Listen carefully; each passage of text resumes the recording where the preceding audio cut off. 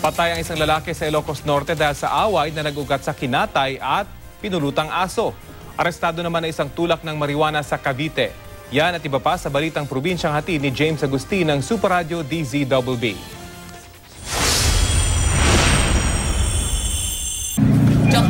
Sa hulungan sisimula ng bagong taon ang isang naarestong tulak ng marijuana sa Kawit, Cavite. Bago naaresto, nahuli ka mga aktual na pagbebenta ni Paul Sibayan ng marijuana. Sa video, makikita ang sospek na nakatayo sa gilid ng kalsada. Maya-maya pa, may ilan ang lumapit sa sospek at pasimpleng nag-abutan ng umano'y marijuana at pera. Inamin naman ni Sibayan na 5 buwan na niya itong ginagawa.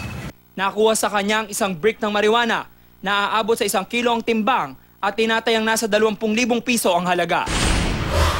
Nang dahil sa kinatay na aso, nagsaksakan at nagbarilan ng isang magbayaw sa Bana, Ilocos Norte.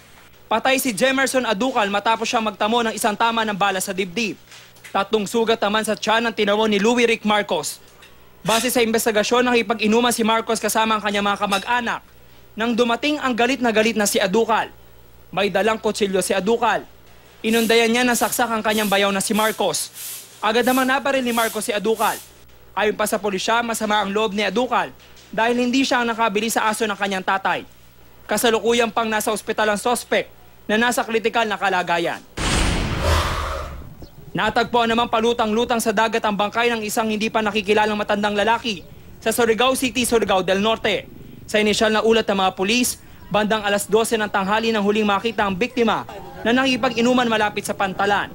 Makalipas ang halos 3 oras, nakita na lang ang bangkay ng matanda na palutang-lutang sa dagat. Posible umanong dahil sa labis na kalasingan, kaya nahulog sa dagat at nalunod ang biktima. James Agustin, GMA News.